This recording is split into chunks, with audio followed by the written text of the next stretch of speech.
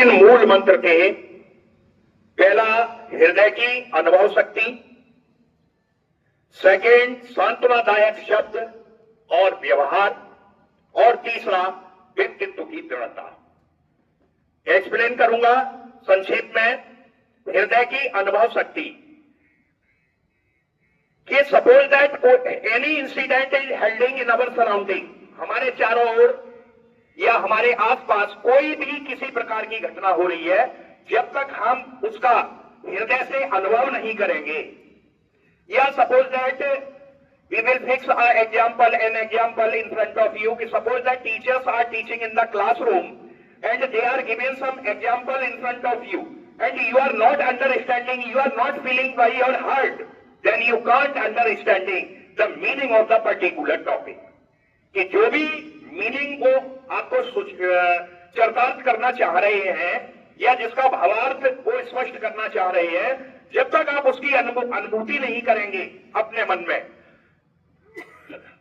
तब तक आपको एक हृदय की अनुभव की शक्ति का आभास नहीं होगा।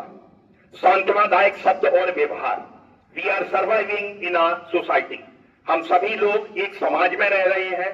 हमारा व्यवहार किस प्रकार का होना चाहिए, इस पर भी हमें पूर्ण ध्यान देना है।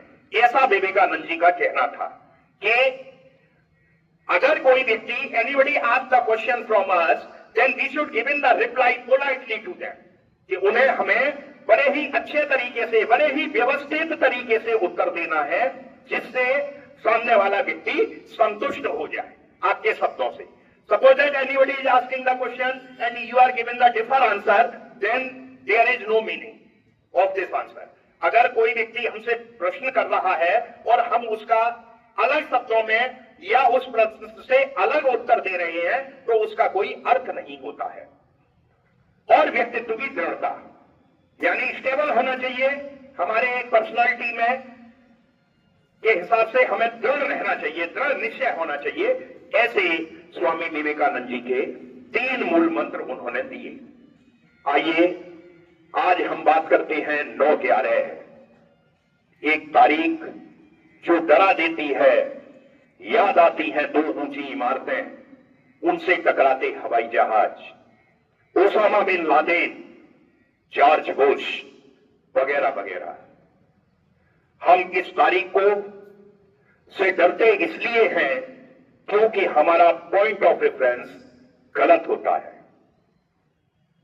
9/11 के नाम पर हमें वर्ल्ड ट्रेड सेंटर